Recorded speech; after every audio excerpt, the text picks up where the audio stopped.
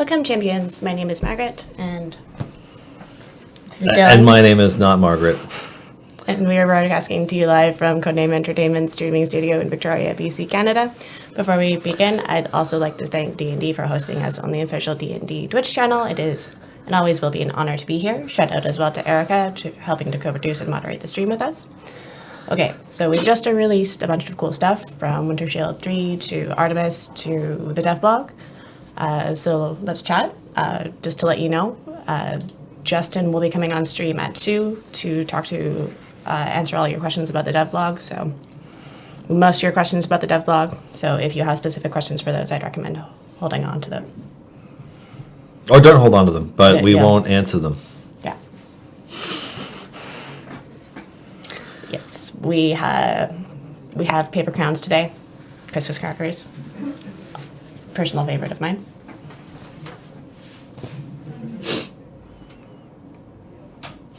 Yeah, Krellskin. I would highly recommend signing up for our newsletter if you're looking for a fabulous Krellskin. It's pretty great. Gotta have your Krampus Krell. What are you looking for? The music. I hit play on it, and I'm not sure why it's... Oh, there it is. There we go.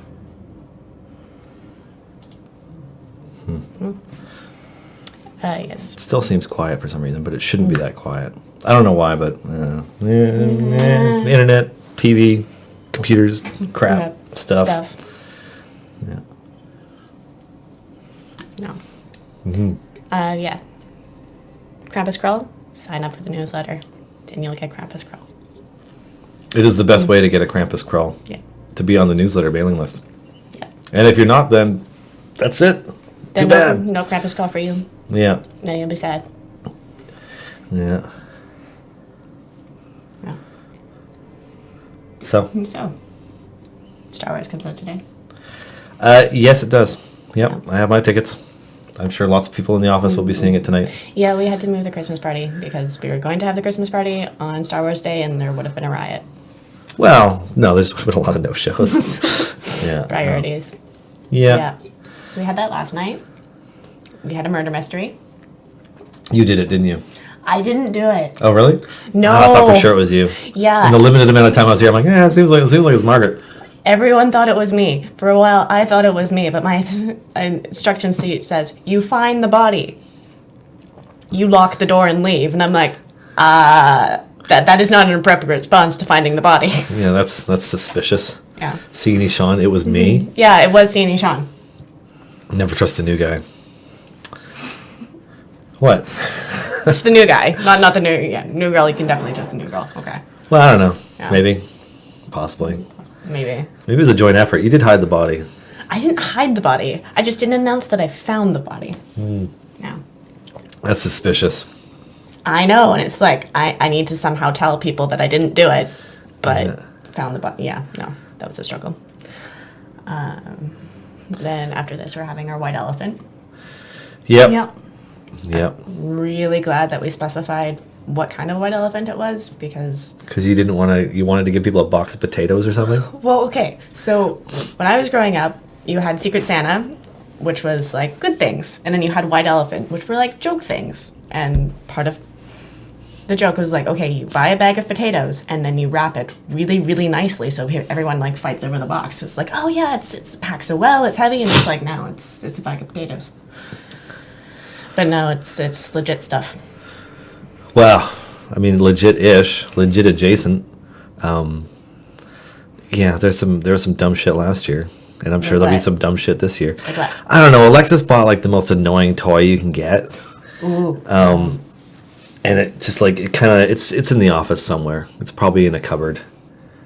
Because it was funny for like half a second, and then it was like, wow, this thing's annoying. So there's that, and I'm sure there'll be something else. There'll be something annoying. I think I bought a Nerf gun for it last year. I'm willing to bet that someone's ordered a Lulu plushie. Oh. Yeah. Yeah, it could be. Yeah. Yeah. It's highly suspicious. People can fight about that. Yeah. Oh yeah. Well, the current Lulu plushie is has like a shared custody agreement. Oh, really? She like moves around each week. You see, you didn't assert it well enough. I handed it right to you, right when we got it. Yeah. All you had to do was hold on to it, and it would have been yours. That would be mean, and it was like my first week, and I can't be known as the girl that steals this plushie on the first week. Why? Why not? You see, they need to learn to fear and respect you, so that they don't consider taking it. Yeah. No. Yeah. No. Not when I have to like 20 million questions. Yeah. There's that fucking thing. Oh, fuck that thing. Adam's bringing in the worst present. This is last year's worst present. That's for nightmares. Where's the button? It makes a sound. Oh, God. Yeah. So. No. This thing sucks.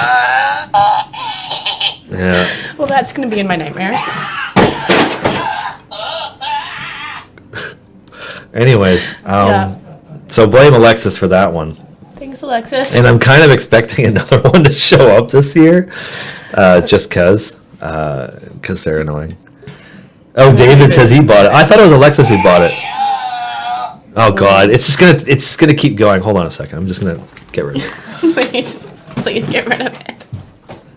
Alexis ended up with it. That solves it. Yeah. Okay. I couldn't imagine why Alexis didn't want that. Yes. Yeah. Anyways, fuck that thing. So don't get one of those. That's not funny. They're threatening to throw it back in here. Yeah. Yeah.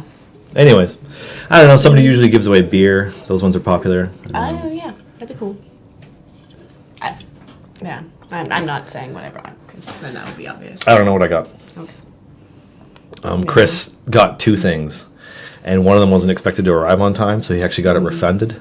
So one of the things was free, and so when he heard that I was going to go get another thing, he's like, "Just have the free thing." I'm like, "Oh, sweet." So I have no idea what I've contributed.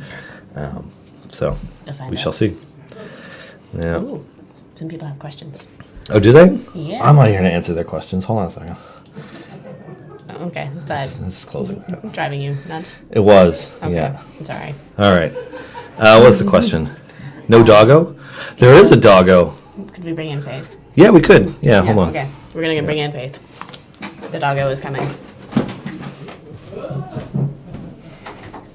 Yeah. This is how the stream's going today, folks. Chaos.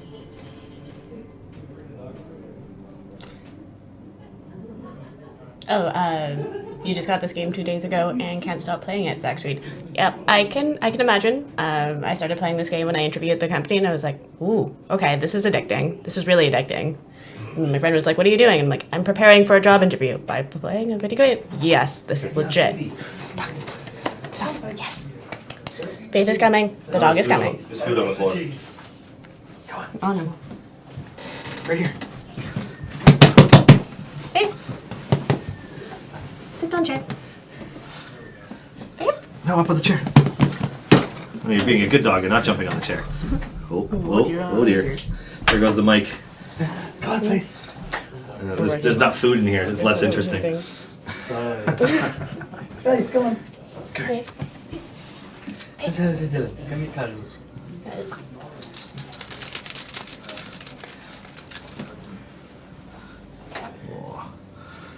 Will she flail if I pick her up?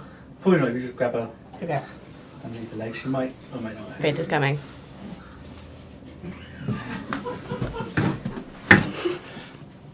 Good dog. This is Faith. Faith comes on Thursdays, which makes Thursdays the best day of the week.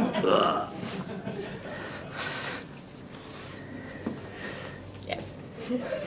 All right. Say goodbye.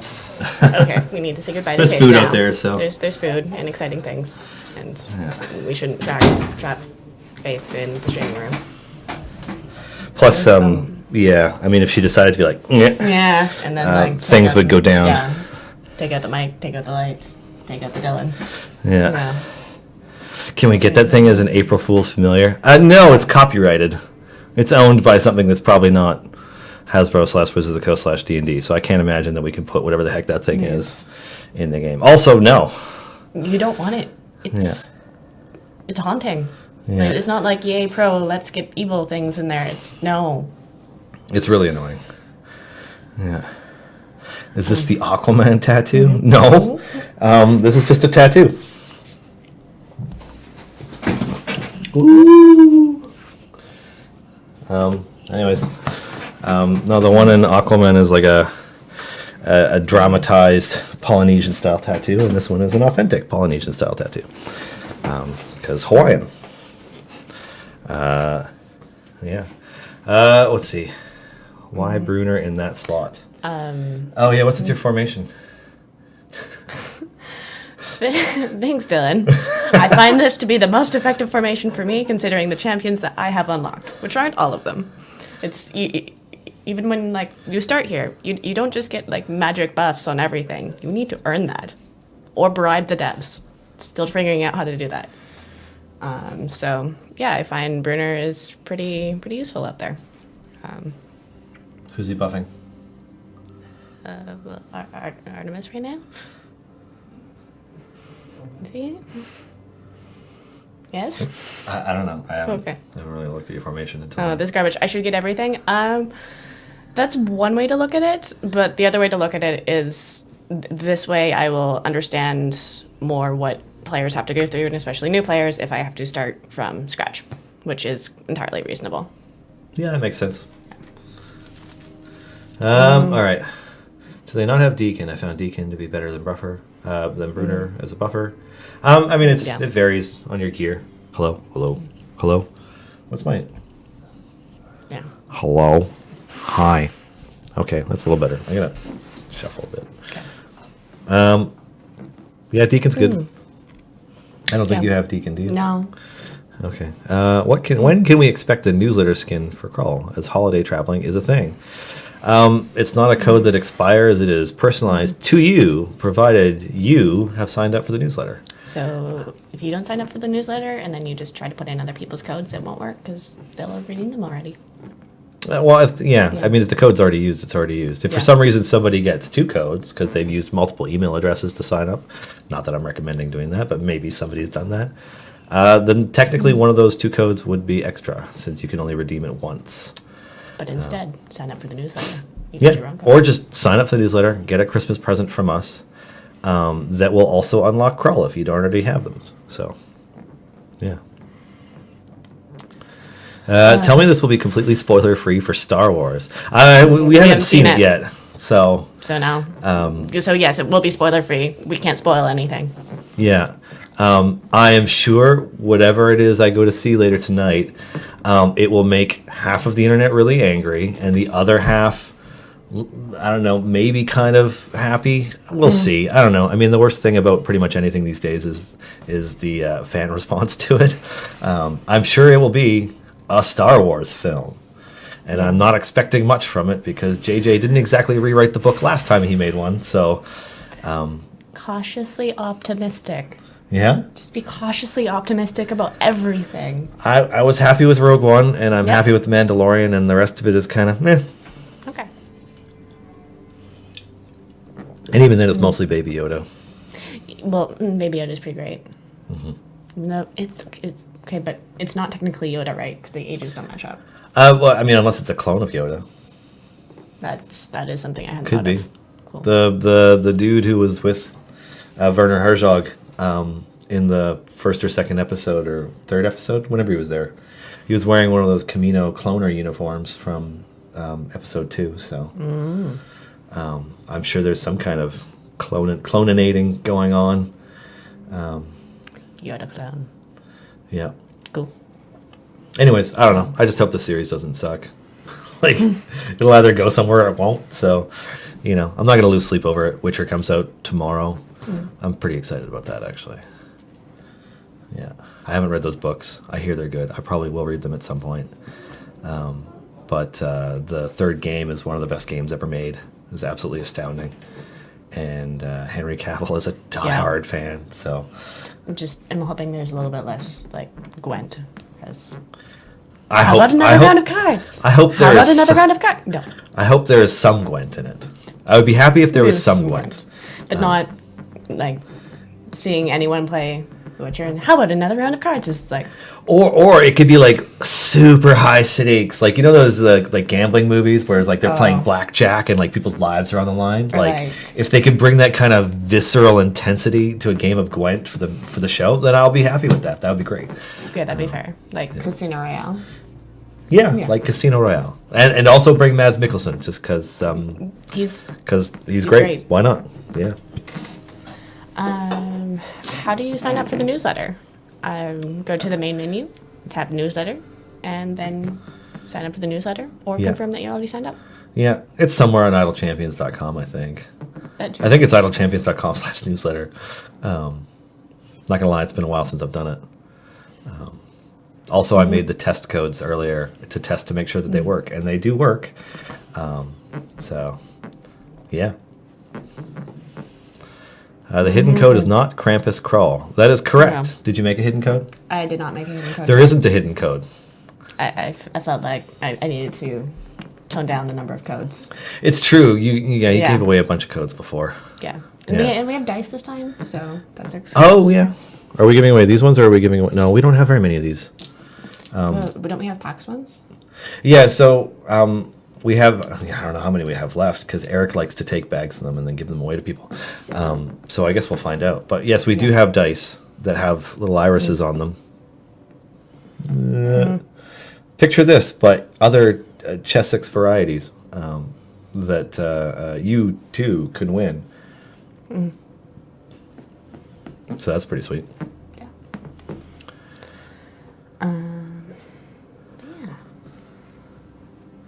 So yeah. We will have to raffle some of those off.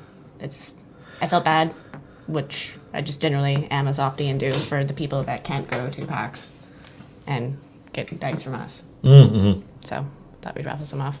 Margaret MCN, make codes now. Right, yeah, totally. Nothing to do with my last name. Yeah.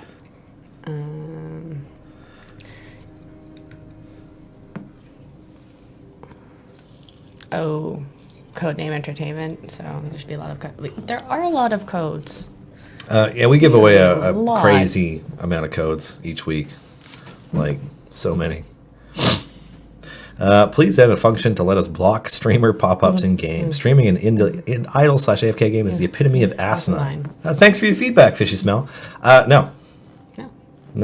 If we want to direct players to our live streams, where we answer questions about our games, and give away codes for said games, we're going to do that.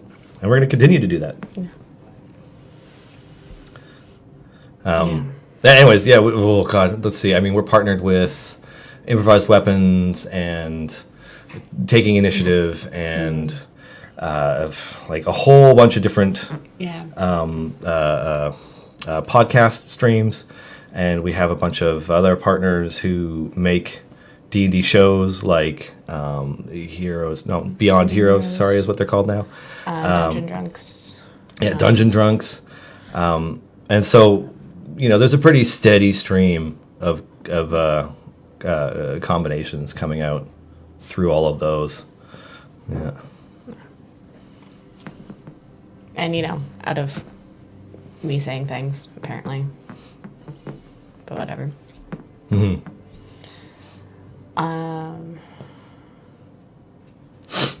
We have a question from Bitmonks. Why are spec potions so weird? Do they replenish? Just used a lot today, and I have the same number of spec potions in my bag. That sounds like a bug. So please open a ticket in game, and we can get that sorted out. It doesn't necessarily like you'd want it to be sorted out, but it should be sorted out. So please write to us. John will take care of it. He answers all the tickets. He's great. Is there actually going to be a Triton champion, as Ishi's friend to Tall Folk mentions one specifically? I don't know that we have one in our current plans. Not as far as I know. I know the same as you. Yeah. It's not in the next few. Not in the next few.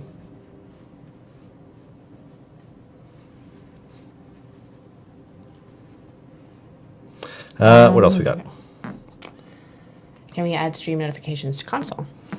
That is a great question for not us. Not us. Yeah, that is a very much a Justin question. Yay, good thing Justin's coming. Yeah. What about adding gold per second under a gold value in the top upper corner? Can really use for newbies as I am compared to.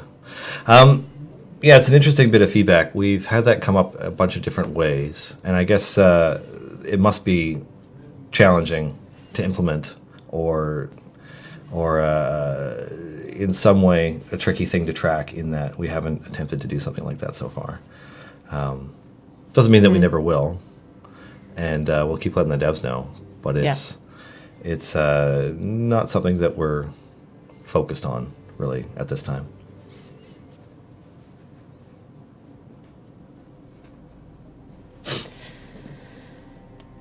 Still want more evil champions, not in the same slot as other evil champions. Must have full evil formation. Why so evil? Why? It's a work in progress. There can only be two. Yeah, I mean, evil champions is kind of a funny thing in that there are a lot of evil characters where it would make no sense to include them because they would never group up with people, or they would never help you or anybody else for that matter. So like you can't really expect like Stradvon Zarevich to ever join the formation because he'd be like, "No, screw you guys." Yeah. So that's just kind of, it makes it challenging, and so like it limits us to characters that are either anti-heroes or that have had over the course of their lifetime being both evil and good. Like Artemis Entreri is a good example. It's not a bad guy anymore if you still read Forgotten Realms novels. So it's just kind of an interesting thing that way. I've got to do some cooking. I'm sorry. Oh, you're leveling up? Yeah. Yeah, your Artemis is getting overwhelmed. Yeah, it's very sad. He's supposed to be stabbinating the guy. There you No stabbing. And so yeah, I mean, like we're kind of like chipping away at it. They're beyond the alignments of champions in individual slots. There's other things we can take into consideration whenever we're picking a slot for a release. So, yes, Artemis shared a slot with I think Spurt's the other evil champion in slot 3. Just like Krull came in slot, what is it, 6? Yeah, slot 6. But where Krond also is. So We know it's contentious sometimes, but yeah. it's a balancing thing. Artemis. Yeah, I don't know. I'm not sure which one is the de facto correct way to say it. I would love to see characters from Vox Machina or the Mighty Nine. So would we. That would be awesome. That would be really cool. Yeah, it's not likely to happen, but that would be very cool. If we get the opportunity, we'd love to. Which features from the dev blog are you most personally excited for / interested in? Ooh. Yeah, you go first. Two that I'm most interested in are offline progress, especially for mobile, because I think that'll just really improve gameplay, the mobile experience there. And then secondly would be multi-instance. I think multi-instance one is really interesting because you have a lot of benched characters. More than 3/4 of your roster at this point. If you have everything. If you have all the characters, yeah. And so that's like, it makes it harder to get interested in new characters as they come out because you have your established lineup of characters. And so, you already have that kind of challenge. Trying to break characters into your roster as they come out is not always an easy thing to do. But then, when it is actually worth your while to have multiple viable formations on the go at the same time, doing different adventures, that's a big deal. Yeah. So that's probably the one for me. Offline progress is nice. It'll be a really helpful quality of life increase. But I think the multiple adventures at a time is the thing that'll really really blow things wide open, just because all of a sudden all of your bench slots are in use. Yeah. And you need to consider, if you're going to try and tackle on some challenging variants, then you're going to have, you're going to have characters that you want, that you want access to.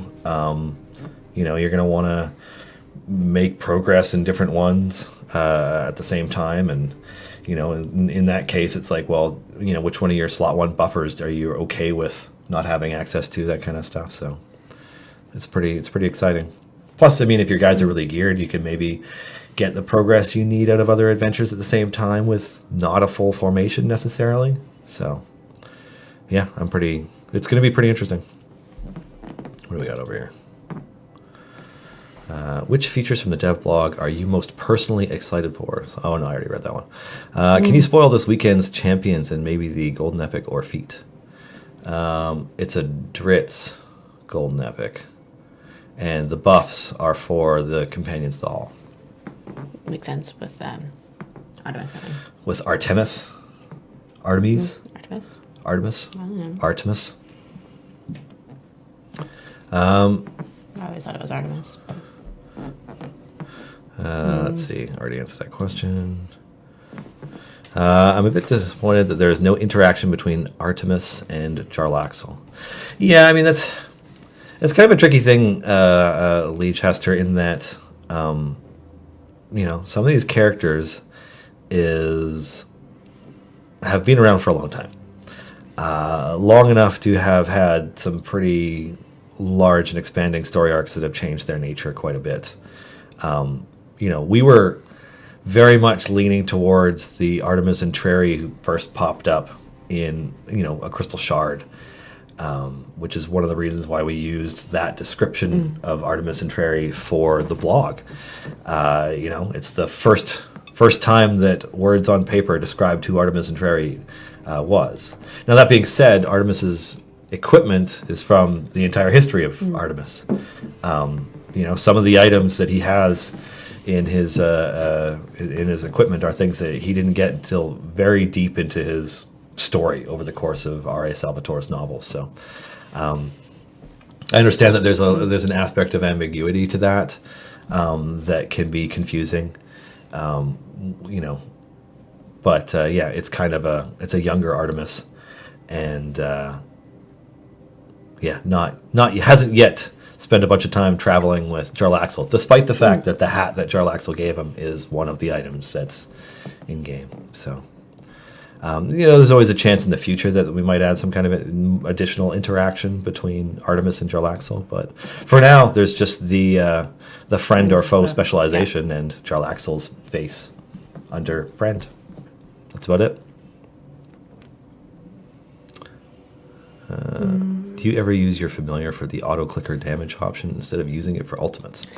Yes. I, especially in the first few areas where I don't have many ultimates up, I use it for auto-clicker instead. It's just, especially when starting a new run, or if a new event that has new favor, I use it there. But Artemis was bad for like 8+ books before he changed. I mean, I was actually surprised to learn that he ever became good, because when I think of the character, I think of the earliest novels, and like it never really occurred to me that he might eventually become a good guy. Here we are, and he's kind of a good guy now. Yeah. Do you ever plan to enter a Necromancer mage class, or you consider them only villain characters and won't consider that? I think it's just opportunity. Our next, 5 champions are locked in at this point. Excuse me a second. That's persistent cough I've been trying to get rid of all month. The next 5 or so characters are all locked in, and they're either designed and parts of them are in the game, or they're in various stages of development. But none of them are necromancers, and characters that raise the dead and create armies of undead, which is a categorically evil thing for the most part in just D&D. It might be something that pops up as a character, but we don't have any characters who are necromancers kind of earmarked as those are characters that we're going to add to the game. So it's kind of an opportunity Yeah. thing. Like, it might happen, but Death Clerics is about as close as we get. we have a Death Cleric in the game. Yeah. He's overpowered because Death Clerics are overpowered. And yeah. Yeah. With the upcoming time gate changes, does Margaret have any thoughts for who she'll be unlocking first once you can choose any champion? Overwhelmed by choice, man. Overwhelmed by choice. Honestly, I was going to creep the subreddit before I made a definite choice. Well, there's already time gate guides for prioritizing who, so you can always look at one of those. Yep, that's my plan. It's the community knows a lot, so yeah. Maybe just with Artemis and everything, I might try to unlock Caddy first, but Oh, Caddy Bree? yeah. Caddy Bree's good. Yeah. She was not remarkable when she first came out, in the sense that there wasn't any synergy between the companions of the hall then. But she's very good now. Yeah. And Since you are out for the rest of the year, can you spoil the next week's weekend buff? Yeah, it's Hex the Halls next week. yeah. With a bunch of evil stuff and Chris finally giving us that sweet Warden Hex Golden Epic, the Codex of Pandorum. So that'll be next week. Buffs to Naeli, Calliope, Warden, Black Viper, and Ayla. Hex Golden Epic. Hex. Buy it. I'm pretty excited about that because I've been asking for them to do the Hex Golden Epic in a promo since Warden came out last year. So pretty excited about that. Warden's your own creation, right? I helped create Warden. Okay. I wrote Warden. Kat drew Warden. And it was So Danny originally. a group effort for a cancer bot, a robot made out of corruption. Yeah. Plus, at the time, there wasn't anything official about an Eberron book in 5e. There was the Wayfinder's Guide to Eberron, which we wanted to kind of do a bit of honor for when it came out, but the Eberron Rising to the Last War wasn't announced or anything like that yet. So now here we are, and there is an official 5e Eberron book with slightly less broken Warforged than the ones that were in Wayfinder's Guide. In that they don't get crazy high AC like they did. Right. Now they're much more balanced. They feel like they did in 4E or 3.5, but yeah, big fan of Warden. Warden's my malignant robot. Yeah. He's cool. I like using him. They are cool. They are cool. I apologize. Yeah. No gender for that robot. It's No. just a blob They- of eldritch corruption and bits of metal and a lot of malice. Yeah. And just just an endless hunger for Hadar. So, good times.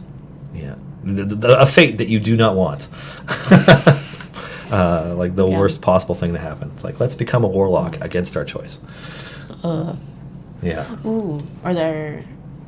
Is it possible to become a lich against your choice? It would be, but I have no idea, and I'm not an expert. This would be a Chris Perkins or a Jeremy Crawford question to ask whether or not it would be possible for a Warforged to become a lich. I suspect it could happen in the sense that there's an argument to be made about whether or not a Warforged has a soul or doesn't have a soul.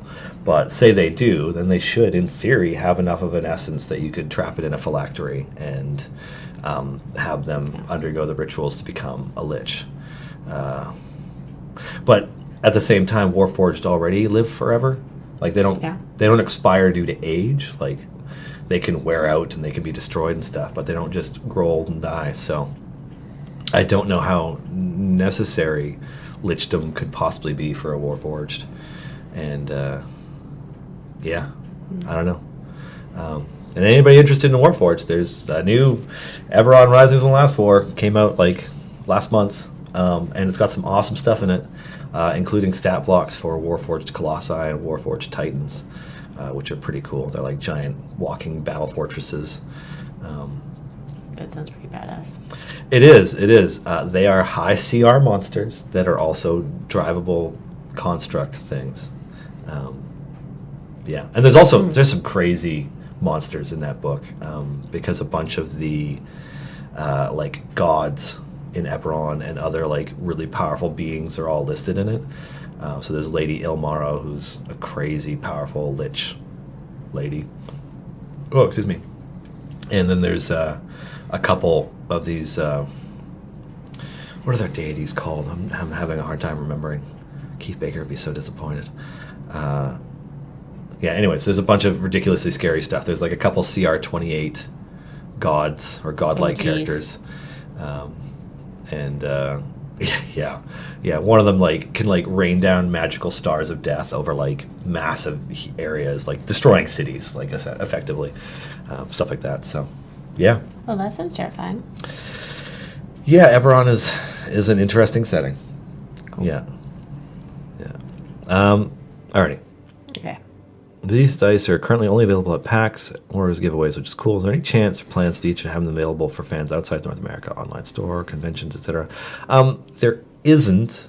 Not that we don't want to give them away, but we kind of just like we give them away at our booths. So if you attend PAX events, we have them, and we will give them to you if you stop by. And yeah, this today is basically because I felt bad for the people. Today is because you felt bad. Well, giving them away because there's people that can't travel to PAX because they're in Europe or just PAX is too far away. Mm-hmm. Is CR still a thing? Yeah, there are challenge ratings or difficulty ratings for a number of monsters. I don't know how.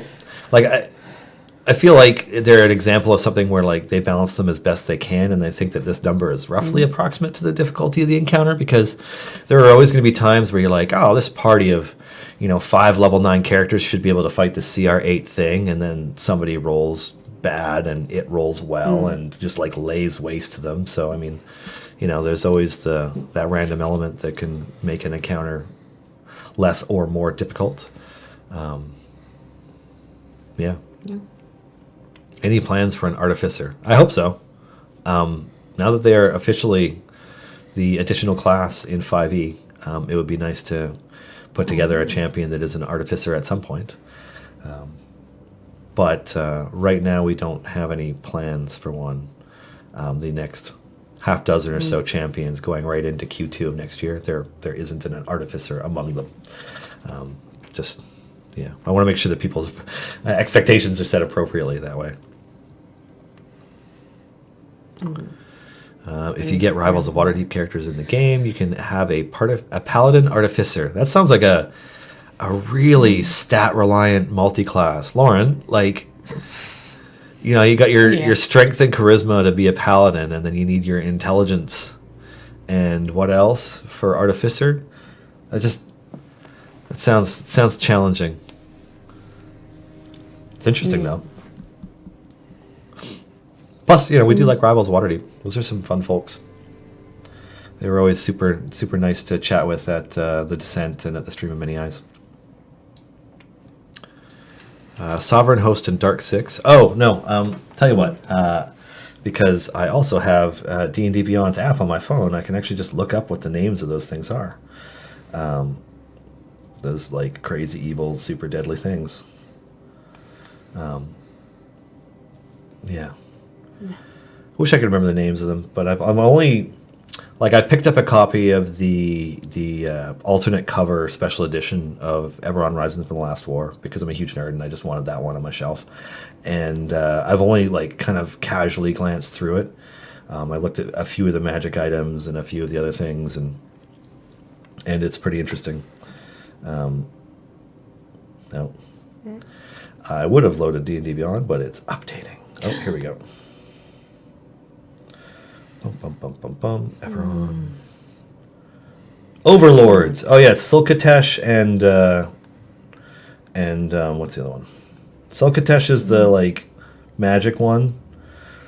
Lawful evil large fiend. 475 hit points. God. Wow. With an intelligence score of 30. And a whole lot of damage resistances and immunities. And condition immunities.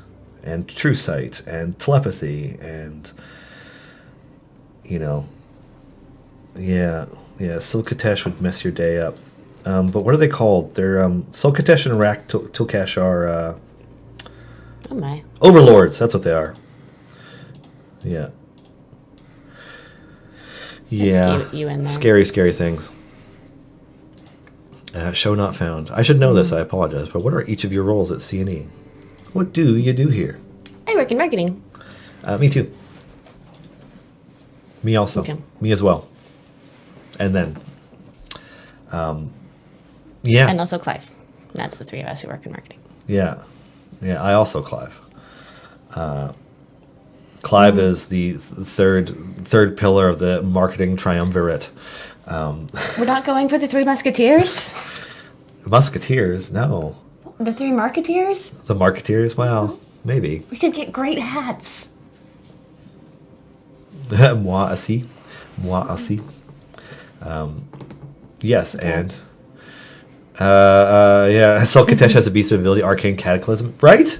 Yeah, like, I mean, Overlords are already pretty ridiculous, but like, Arcane Cataclysm recharges after a long rest. It's like, Sulkatesh conjures orbs of magical energy that plummet to the ground at 3 different points she can see within 1 mile.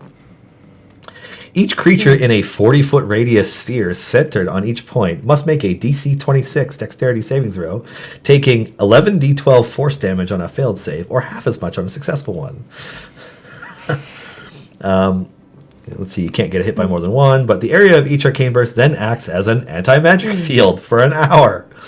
You know, affecting all creatures other than Sulkatesh. That's just so bonkers. Like, just bonkers.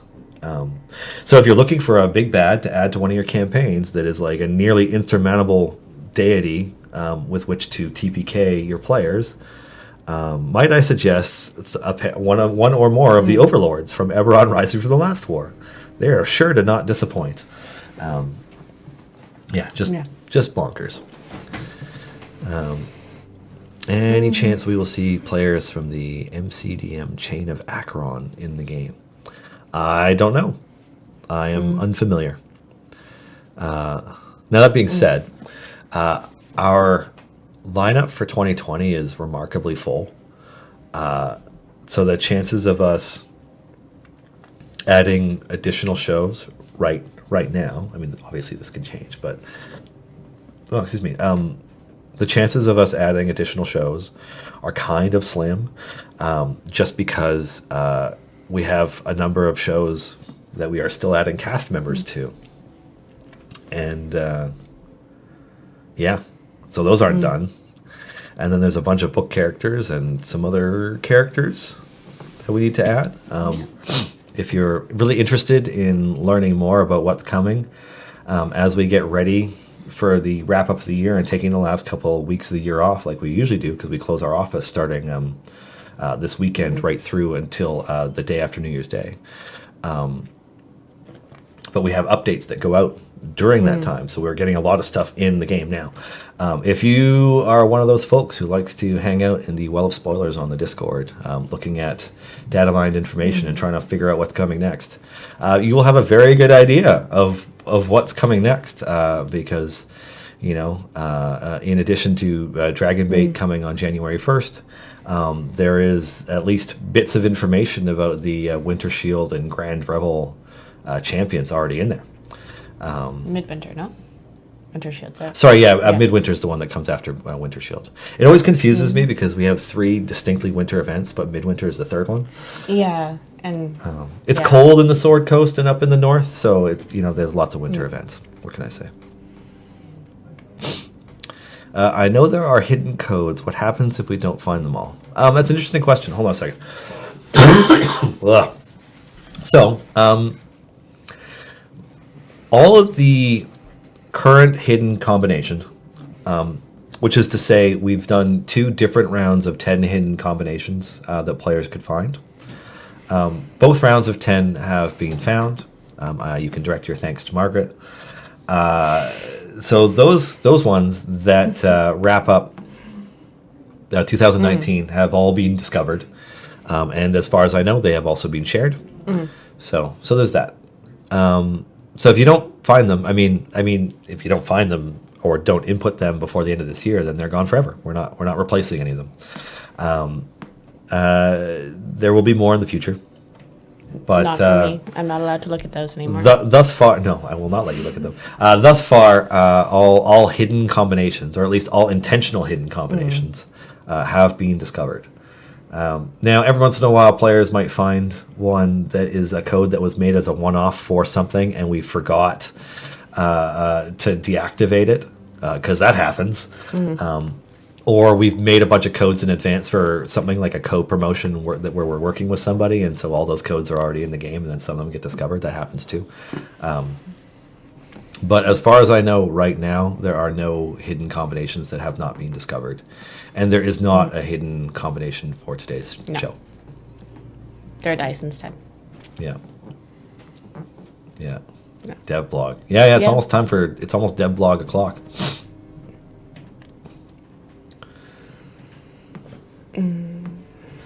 You mentioned the Golden Epic this weekend is for Dritz. Which one is it?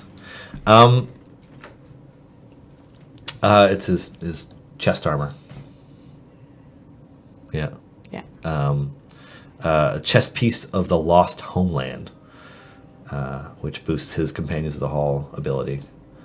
So it's a good one. Yeah. It's a good one.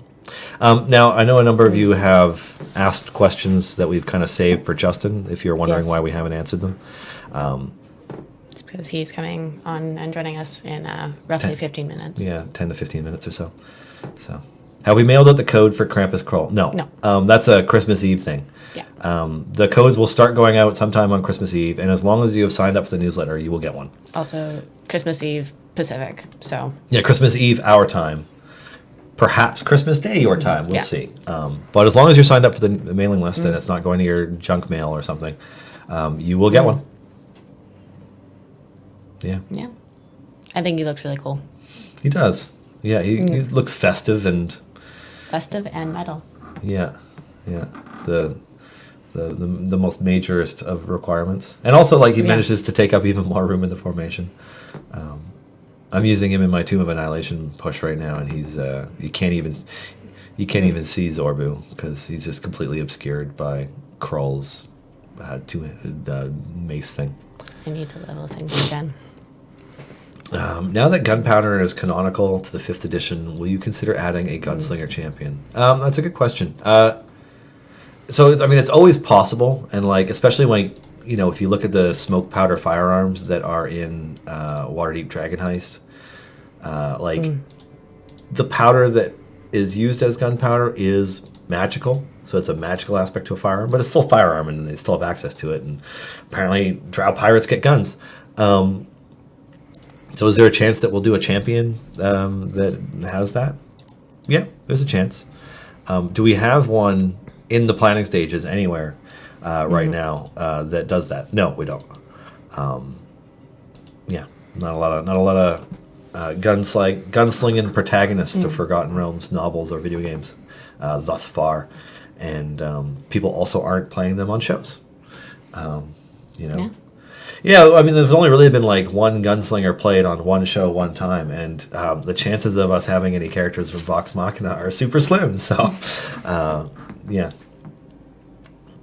Also, the gunslinger class isn't like an official 5e class, so.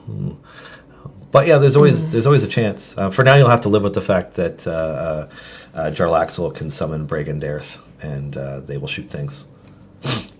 That's kind of the option. Just create our own new champion. We could Scarab Phoenix. We have an C&E original coming out early next year that is a unique subclass race combination that has not been done so far in our game, and of a race that has yet to appear so far in our game as a playable race. So that's exciting. It'll be the one that when players start data mining them, they'll be like, "Who's that?" and it won't make any sense. So yeah, that'll be coming early next year sometime.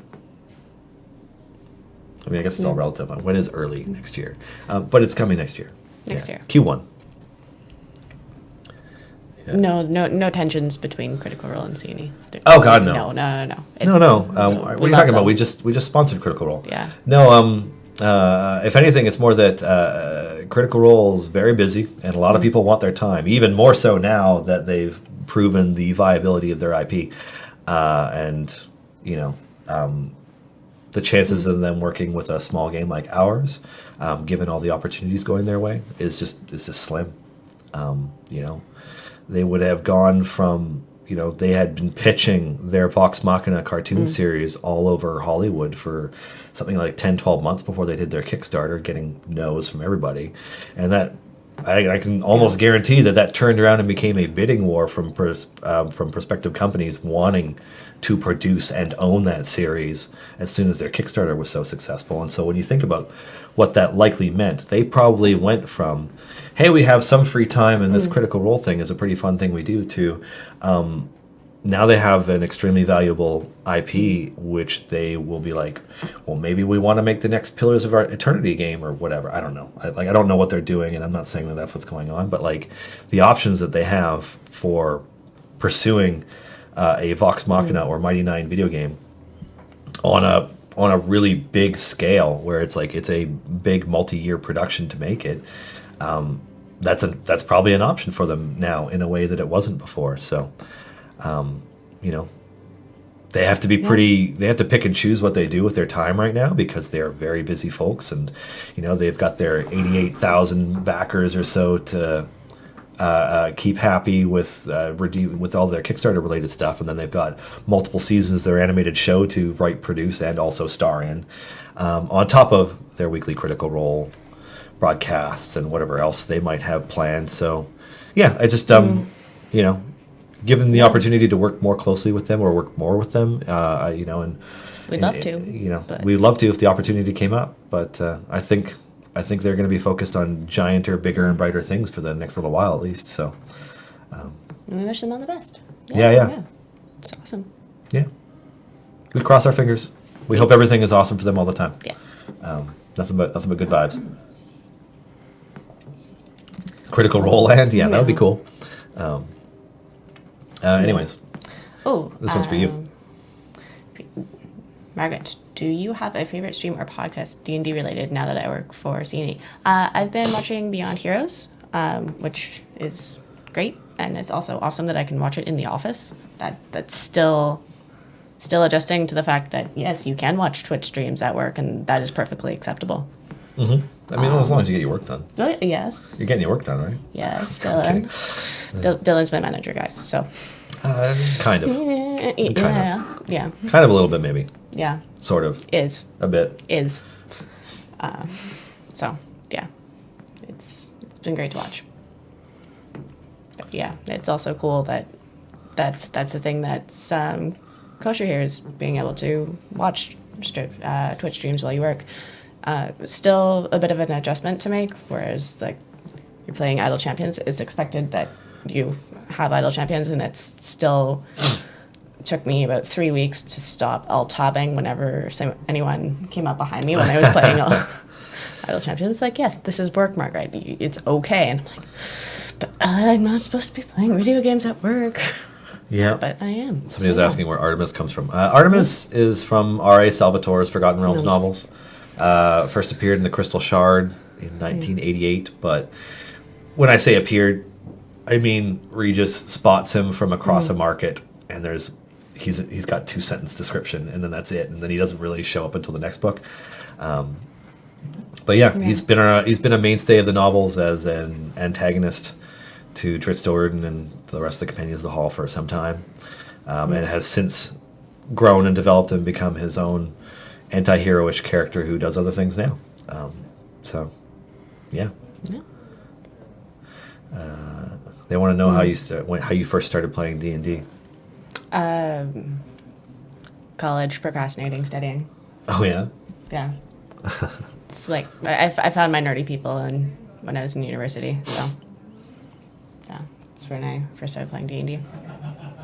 I first started playing 3.5, but now I play 5.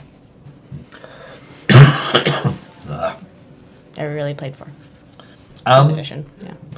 I mean, all the additions to appeal to different people Yeah. for different reasons. 3.5 was the first time I really, really liked D&D a lot, in that there was just so much content created and so many options and so many races and classes, and just like so much content was created for 3.5. It was just bonkers. So I really liked that part. But I kind of like it more now in 5e than ever, in that you spend less time trying to think about how to apply or use your different abilities and more time just playing the game. Yes. And then the rule sets feel more like they're there to support you playing the game any way that you want to play, as opposed to in some of the other editions where you feel more like there is an optimal way to be playing the game that doesn't necessarily correlate to the RP experience as much. And so I kind of like that more about 5e. It just feels more free. And you don't have to break out Excel to figure out grappling. Yeah. Well, I mean, also, like, I don't know. I think that because the idea of role playing has become a little bit more, people are a little bit more open to it than they used to be. And, so much has been done to promote the idea of playing the game in whichever way you want to.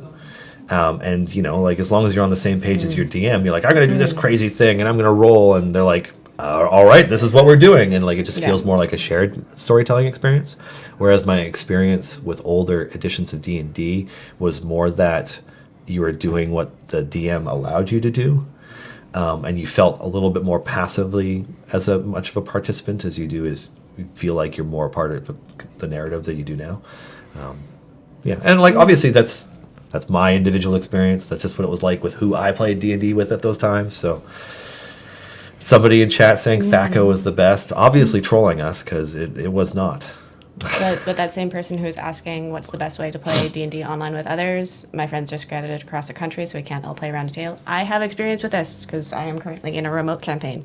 And I would highly recommend Roll20 with Discord and doing it as a voice chat. And Roll20 is a great place to start with that. Cool. Yeah. And I find that it helps if you have... Like, if you start a campaign remotely, fresh, like, don't try to import if someone moves away, don't try to shift your campaign to remote. Just start remote, and it sets the tone much better for play and makes play smoother. Fair enough. I find that children get in the way of wanting to play with my friends, in that my DM has 3 kids, which, as it turns out, you mold your life around them. So it just makes it harder to connect with them. And then, like, we all just have different schedules and stuff. So it's just like, maybe playing online would have been the way to do it. Actually, no, because we play with both him and his wife. And they wouldn't both be able to play remotely at the same time, because one of them still has to be watching their kids. So depends on the age of the kids. They're getting, they were pretty young. Yeah. I guess some of them are young now. One of them did just turn 9, actually, which makes me feel old. Because, like, he was my roommate when they became pregnant with the first one. Anyways. Roll20 is something that is worth checking out. There's a lot you can do with it. And, I mean, it's there to help facilitate you playing not just D&D, but, like, board games with each other. So, highly recommend checking it out. They're good folks. At least, the Roll20 folks that we know and have done stuff with were all awesome. So For remote board games, I'd recommend boardgamearena.com. They're pretty great for playing board games. Yeah. Anyway, I'm going to run away. You're going to run away? Yep. No. Yeah. That's all you know. But someone wants to know if we'll sing. No. No. The answer is no, we will not sing. Okay. So, now we're going to switch out. And please welcome Justin with questions about the Death Block. Hello, I'm Dylan. I'm changing that now. Because you are not Dylan. Okay, hang on. I wrote stuff down. Okay, that can go there, that can go there. This can come here. Oh, my hat is blue. Yeah, we're matching. Oh. I think Mark Oh, there we go. brought in, and you don't have Twitter, do you? I don't have a tweeter. I'm not much of a Twitterer. Okay. Well, I'll just put at. Oh. Ooh. These are for me. You'll never guess what these are, people. Dice. Yeah. Oh, I got all ones. Damn. Okay. Oh no donuts. Oh yeah, that's the thing in the C&E office. Why's my name so small? Oh, that is weird. Why is your name so small? That's a good question. Guess title. No, Oh, I have no title. that would be your Twitter. What? There we go.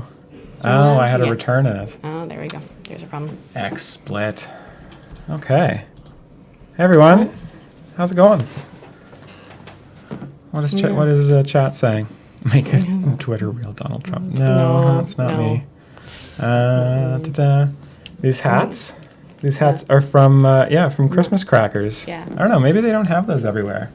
Do you think maybe they don't have that in the U.S. or something? Isn't this like a vaguely British thing? I think it is. I think it's pretty. We've had them pretty much every year here, and I Yeah. guess we're half British, kind of. But it's like if someone took the British and the Americans and left them out in the snow for a while. Like Canadians. Yeah, that describes Canadians. Yeah. And then if you left them out in the desert for a while, that's Australians. Yeah. Yeah. With a dash of the French, just for fun. Yeah. Anyway, I guess I'm here pretty much to talk about a certain dev blog that we Yeah. may or may not have released this morning. They released it. Has everyone read the dev blog? Just a show of hands. Yes. Everyone's giving it a go. Let me I've got a piece of paper here. Okay. We can start with some questions here. Well, let me just quickly Yeah, go over over. sort of what's Go in the over. dev blog, just Okay. because if anyone hasn't read it yet, we'll quickly go over it. So, They're all frantically reading it now. All yes, missing link. there's thank you, Erica, for that link. But just for those of you who are too busy to read because you just want to look at us, let's see. So we've got 5 major things that we talk about in the dev blog that are coming up in 2020. Offline progress is the first one. That is where when you turn off the game or put down your phone or go play Red Dead Redemption on your console instead of playing our game, when you come back, you will have progressed. Instead of just getting gold and being in the same area, you will be ahead, however much you would have been roughly if you had left the game open. Second thing, time gates. A lot of people have been wanting us to expand time gates and make it so you don't just pick from 3 champions. Maybe you get a chance to re-roll. Maybe you get a chance to pick from 5 champions. We said, no, those ideas are too small.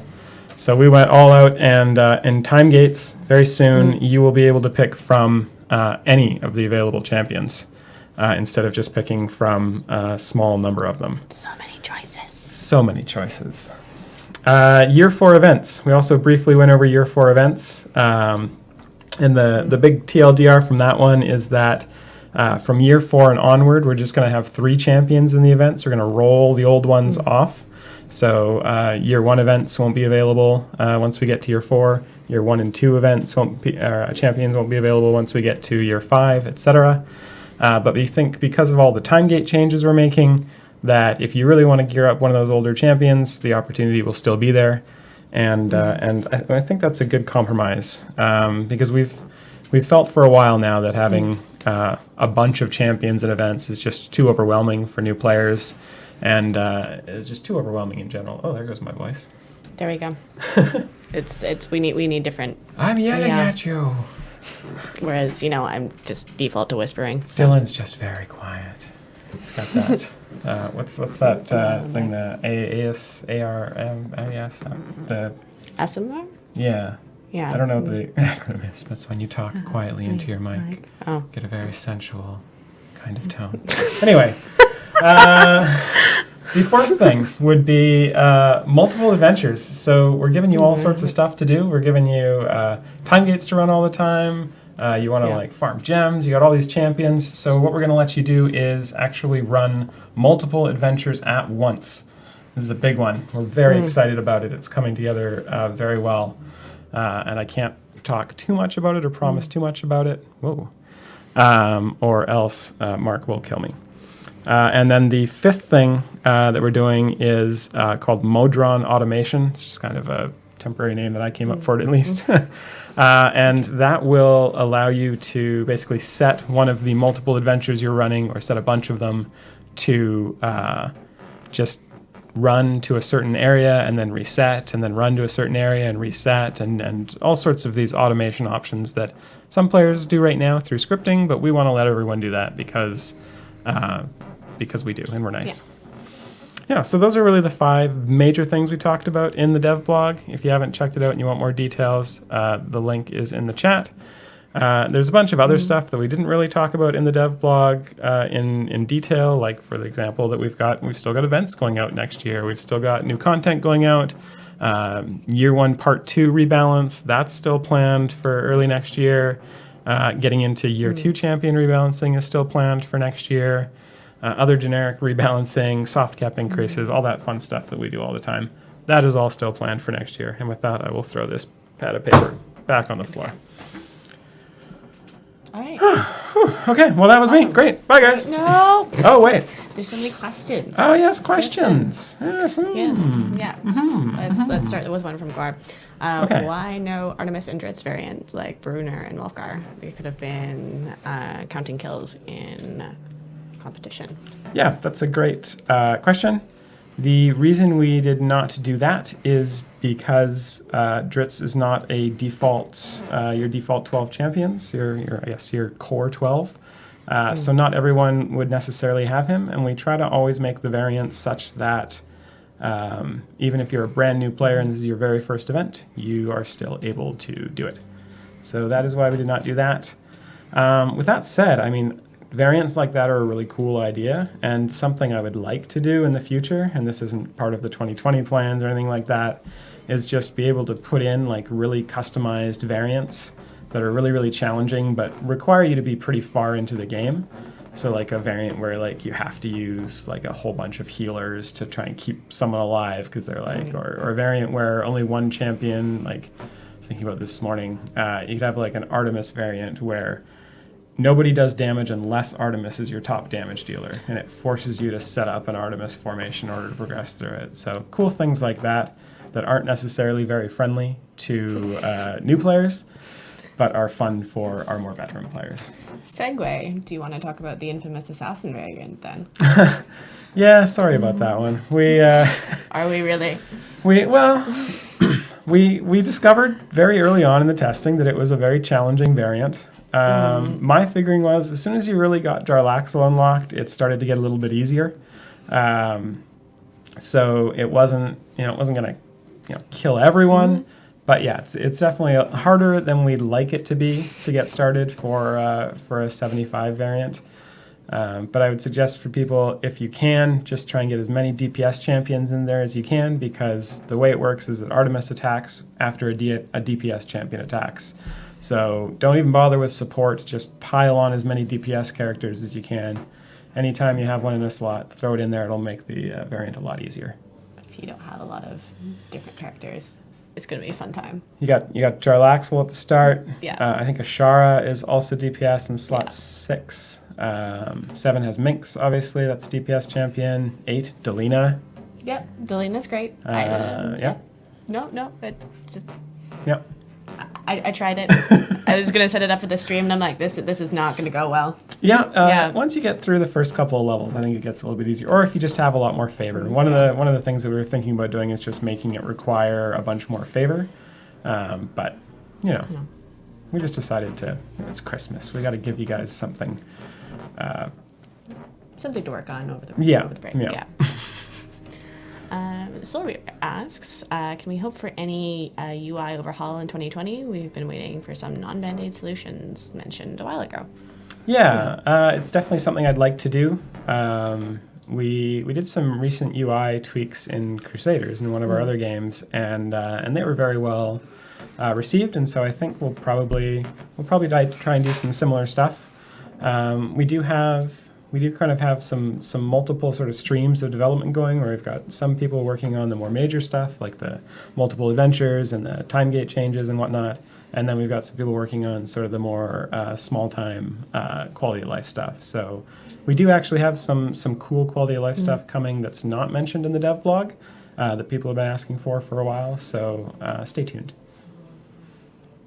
Will you let me know what those are after? I will let you know what they are, yes. Okay. So that's why this is probably with multi-instance. The last few adventures on the Grand Tour are trying to induce different teams. Mm-hmm. Yeah. Yeah. Gotta have different people out. Yeah. Yeah. We want to it's there's actually one variant coming in the January 1st set with when we release Dragonbait. That is really, really fun. And actually, I'll just tell you what it is now, because get you to start thinking about it. Basically, you can only have, so every champion, you can only have them in the formation for 150 areas. And once they've been in the formation for 150 areas, you can't use them anymore for that adventure. And so it'll force you to actually cycle through at least 3 different formations, because you have to get to area 325 or something like that. So I think that's going to be really fun, and I'm looking forward to seeing what kind of solutions people come up to for that one.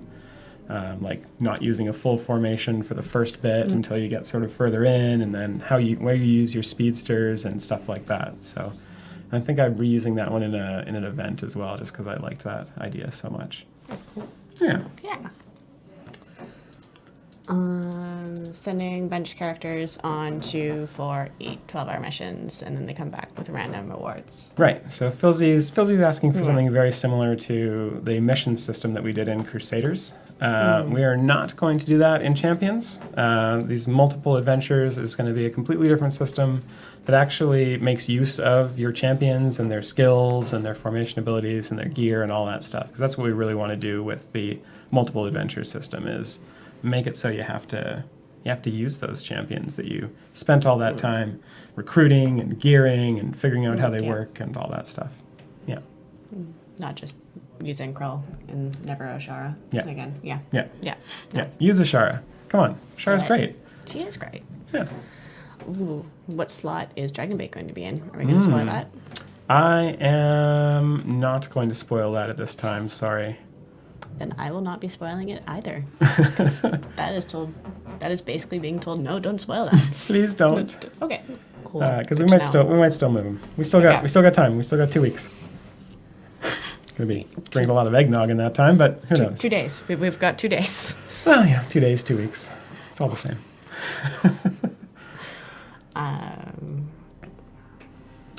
Familiars and multi-instance. So yeah, familiars and multi-instances. This is from Magpie or Magepie, I guess. Yeah. Asking about whether familiars will be locked between multiple adventure instances. And yes, you'll only be able to use a familiar once.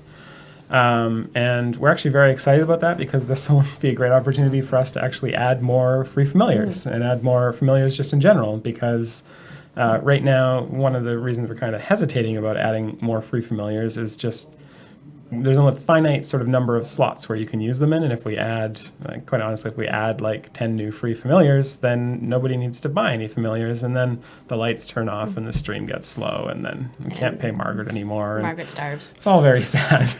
So yeah, we're looking forward to being able to add some more free familiars for everyone when there's more stuff for you to use them on.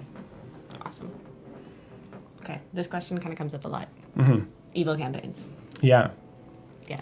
So basically like an evil patron, essentially. Yeah. Yeah. I mean, one of the things we are looking at doing is fleshing out sort of the evil champions. We've got evil champions in a lot of slots right now, but not every slot. And so certainly that is something we look at, or I look at very carefully when we're designing a new champion, is what slot should they go in? Is there already an evil champion there? And so I think we've got a slot 1 evil champion coming pretty early in 2020. That's the one, right? Yeah. That's the secret one. The secret one. That nobody can pronounce. Yeah, no, in our stand-up, this character goes through about 6 different names. Yeah. Yeah. Yeah, nobody knows how to pronounce the name. I enjoy putting Yeah. in names where no one can pronounce it. Yeah. Right. Evil. Yeah, Yeah. it's evil. I have to be evil Evil. when I'm creating evil Evil champions. I So- get so in the kind. mindset. It's a method acting kind of thing. Any plans to release a type of equipment that is a type of minor or major artifact? So they could Used be used by any any hero. Yeah, I think that's a pretty cool idea. I don't think we have any plans to do that right now. Certainly, I could see us doing like another tier of equipment at some point, but it's actually not in our first half of 2020 plans to do anything like that. So probably no sort of artifact system like this, like Venti Vent was asking for, or Venti Venti. Venti 5. Venti 5. Oh, huh. Okay. Okay. That's 3 fives. 5. 5. 20, 25, 20, 20. 25. I don't know other languages. With the release of the Archon feat, do you have more feats in the work for other champions that changes the way you have to play it, or was it released to test the waters? Yeah, we don't have any plans to do that right now. That was more of a sort of, hey, this would be kind of a cool idea, kind of thematic to Archon and the Hand of Vecna and the whole struggle that he's going through to try and control its power. And so we don't really have any other plans to do that in the near future.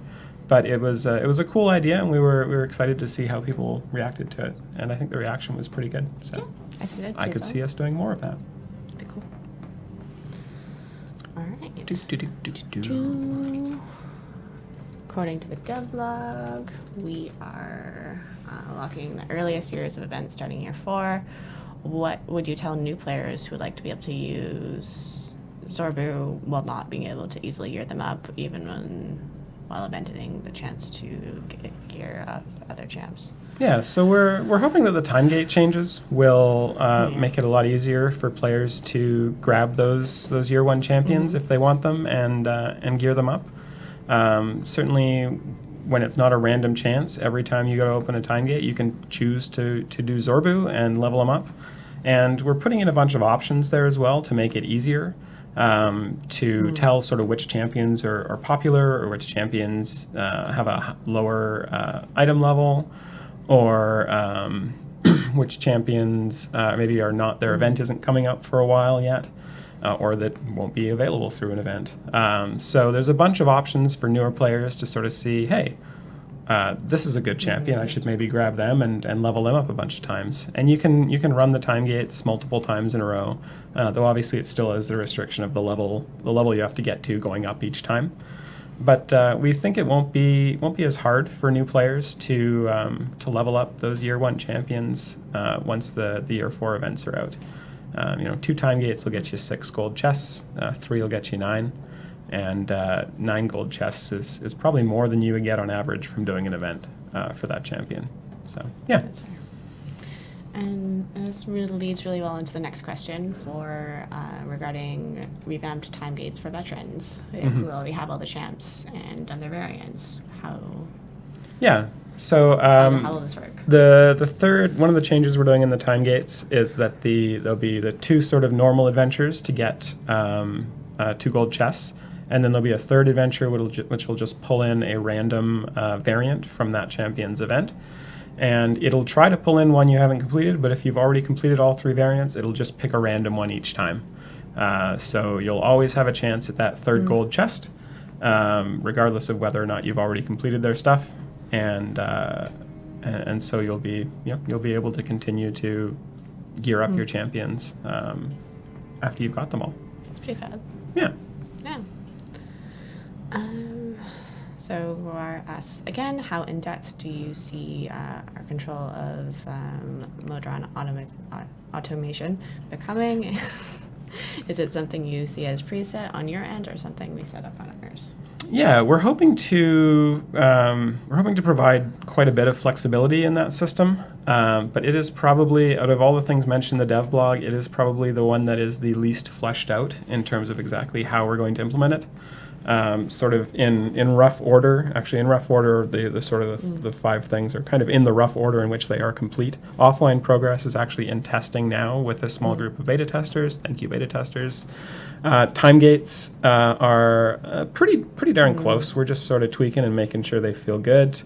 Year 4 events are obviously a ways off, and the multiple adventures thing, we're working on the tech for that. And Mark is working hard on that when I don't have him doing other things.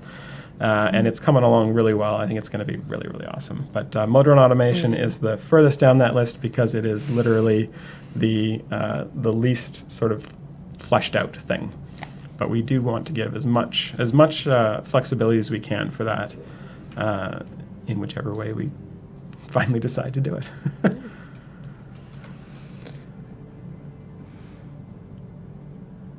What is our next question? For someone who is brand new, what would be your suggestion to become better in the game? Okay, well that's a great question. This is from Godzuki Garo. Sorry if I didn't pronounce your name right. But a great way to get better at the game or to get into the game is to take part in some of the communities that we have. We've got a great obviously Twitch chat going on right now. We've got a great Discord community that is super duper helpful. There's a bunch of channels for asking about formation options and just talking about the game and talking about things outside the game and oh my god, you're wiping. Yeah, it's I'm not quite as idle as other people yet. Let's just go back and try that again. There's also a really good subreddit at reddit.com/IdleChampions. On the Steam forums, there's a pretty good community that is super helpful. So really, I mean, I suggest like ask your questions in the community. Everyone will be super happy to help you out and give super great advice. There's also actually a good point. There's a lot of good guides on the subreddit. Garwar's guides. Silisa does a guide every event of the latest event champion, and Mars as well. Rates it. Mars does some really good guides. There's a whole bunch of really good stuff on the Discord in the resources channel. So I mean, yeah, the community for this game is awesome, and they're super duper helpful. Yes. And there's also in-game chat. And there's in-game chat. I always forget about the in-game chat. Yeah, most people it's on Discord. Yeah. Yeah. That one we actually answered already. How do you find time to sleep with all of these cool things? Mage Pie. With all these awesome features you're working on, when do you find the time to sleep? That's a great question. In 2 days' time. 2 days' time. I will have 12 days off, so I guess I'll sleep then, maybe for the entire year. I can't think of any reason I would need to wake up during those 12 days. No. We're working hard, but we work hard, we play hard. We had a good office party last night where Margaret was definitely trying to be the murderer. I was not the murderer. But you were trying to. You even admitted at the end that you went up to the room. You broke in. I was going to murder the person. You were like, I'm going to stab the person, and then they were already dead, and you looked very sad when that happened. Well, it's a murder mystery, and then you get your sheet, and then you find out that you are going to kill someone. I think Margaret just tried to assassinate me by breaking my chair. Anyway. Well, I won't be joining you in the new year. Because if I end up dead. Let's go to another question. Yeah. Shankist asks, will the Modron automation work for patrons?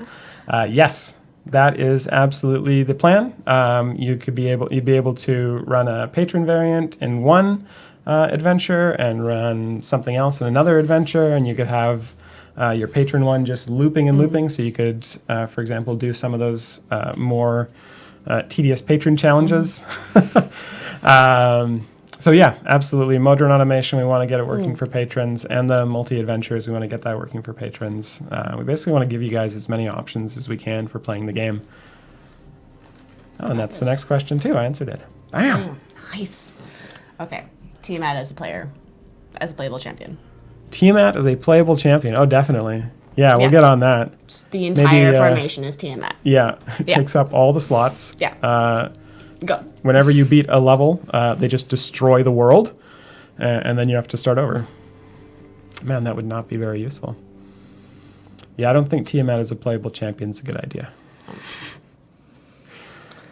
Cosmetic reason for to walk left instead of walking right. Is there a reason we walk left instead of, or is there a cosmetic to walk left instead of right? I'm not sure. I think it's like, is there a reason we've made the design choice to be walking To walk to the right? Yes. That just guess- seemed more right to us. Ouch. Okay. Oh, I hear booing coming from Booing. the office. Oh Oh no. no. They come with pitchforks next. Ooh. Okay. Garwar asks, how much of the dev blog stuff is first half of the year and how much is second half of the year? That is a great question. Offline progress and time gates are definitely going to be first part of the year. Probably pretty soon. I'm just looking down at my notes. Multi-adventures and modron automation a little more up in the air. Hopefully that'll be first time or first half of the year. And year 4 events definitely will be the second half of the year. Because, well, they start in the second half of the year. Reasonable. Vanyel X. When is Cathris getting a patron? It's a great question. I don't know. I don't know when the next patron, when we're going to do another patron. It's going to be pretty, we want to do one in 2020 for sure, a new patron, and we want to do it with a restriction such that it captures all of the champions who don't currently apply or don't currently qualify for a patron.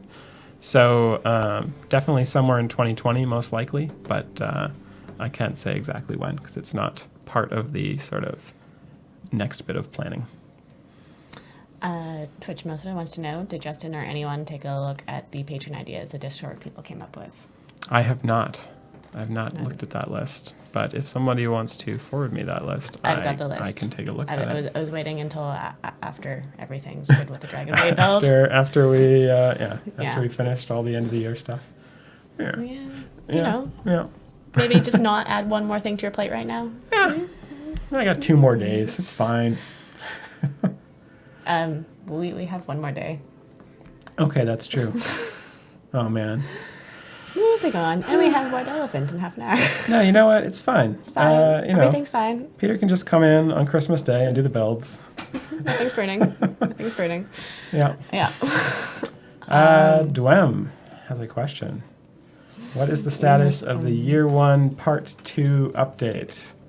The status of that is next on my list after I've designed the champion for the running, which is April event. So after I've designed that, I will start to design or get into the design for the Part 2, Year 1 Part 2 update. We do have some work done on that, in that we know obviously which champions want to do it, and we know quite a bit of what we want to do to those champions, but the specifics of it haven't quite been done yet.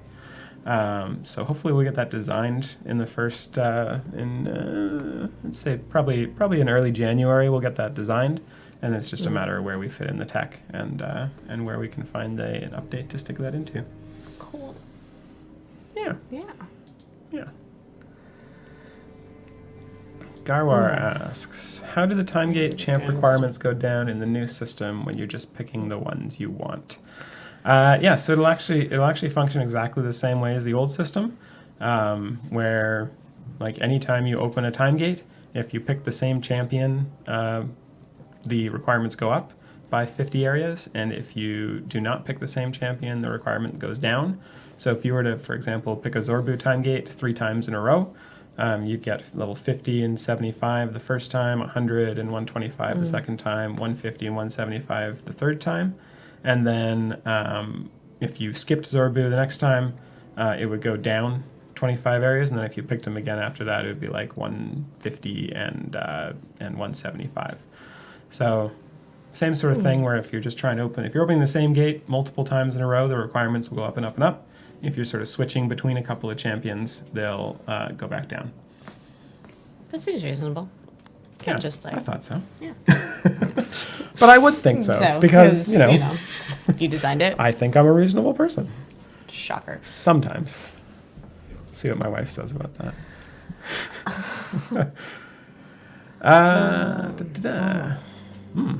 Thunder has a good question. This is a great question. He says, how will we get silver event chests for year 1 champions after they become unavailable to unlock when we reach year 4? That is a great question, and we do have plans to address that. Hopefully as part of the time gate update. I'm going to say definitely as part of the time gate update.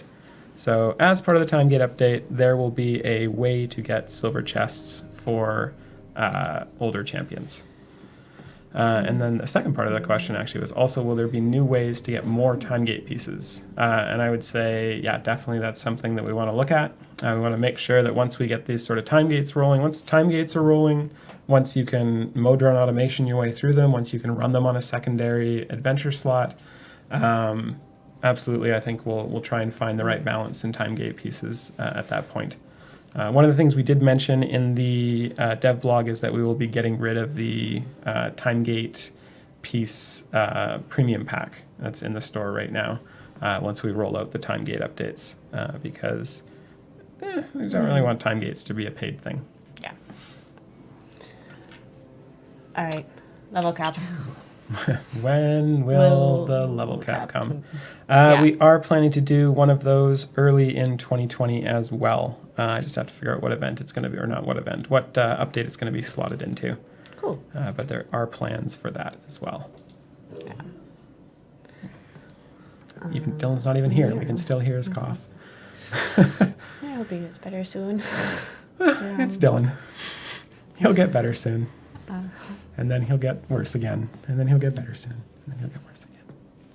Poor Dylan. We love you,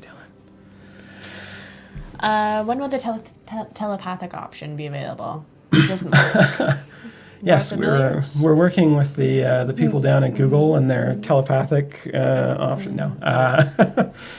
Yes. Yeah. Once you get mode run automation set up, in theory, you could just kind of, you don't have to play the game all that much. You just kind of come back to it and it's like, oh yeah, I've advanced and I've farmed a bunch of gems and I got a bunch of my patron challenges done and but yeah, no, we're sorry, we're not working on a telepathic option right now. I'm sorry.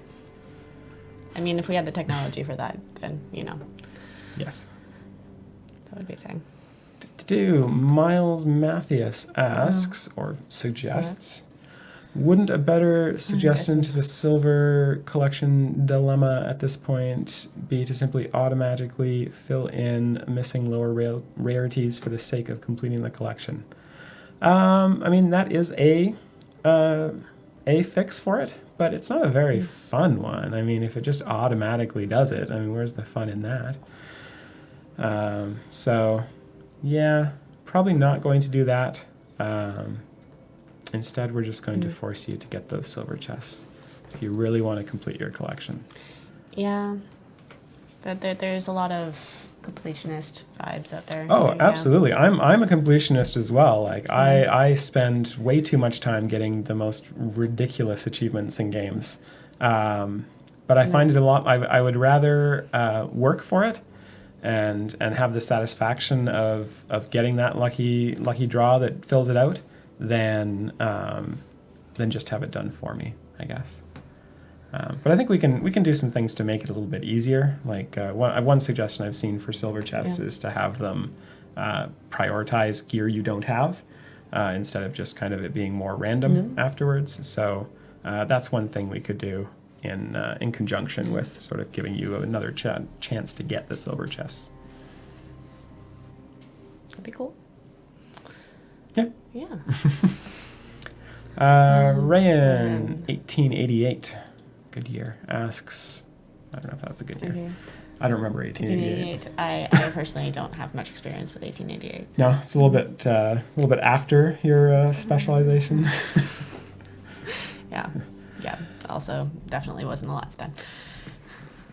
With the pending changes to time gates, will there still be a refund option for time gate pieces if you don't complete all 3 challenges? Yeah, I believe the system right now, as it stands, will still refund 2 time gate pieces if you don't complete the initial 2.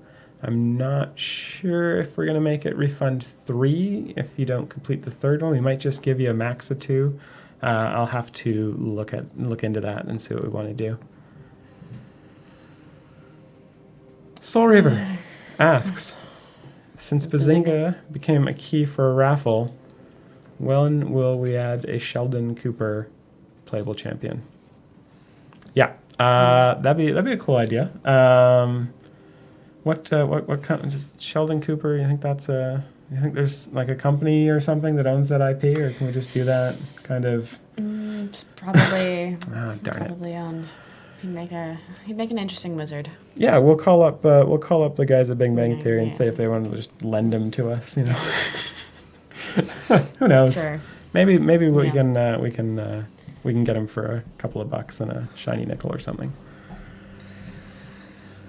Silver chest. Any news on petty timers for shiny items in a silver chest? Or really in any chest. Not at this time. We're not thinking about a pity timer for shinies. We're still thinking that shinies, in general, are just kind of a really random, really fun experience when you do get one, but very random otherwise. I don't think I've gotten one random shiny in my time playing, and it is very, very exciting when it happens.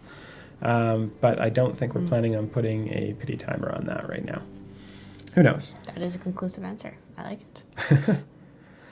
Garwar asks, how high on the priority list is fixing the inf damage issue at level 1000 plus now that people at the highest end are closing in on 1000 without exploits?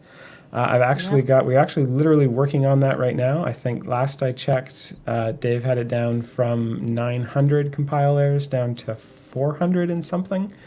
So hopefully we will get that fixed up pretty soon and have our bigger int earlier in the new year. For players who don't know what the heck I'm talking about, I guess it's slightly technical, but computers are only really good at holding numbers up to around e to the 308. And then if you want to go higher than that, you have to get a little bit more custom, go with a little bit of a bigger number in the memory. And so what we're trying to do right now is just switch all of the double precisions over to a quad precision, which will let us go up to, I don't know, e to the 308 to the 308, which is some ridiculously high number that we will hopefully never get to. Fingers crossed.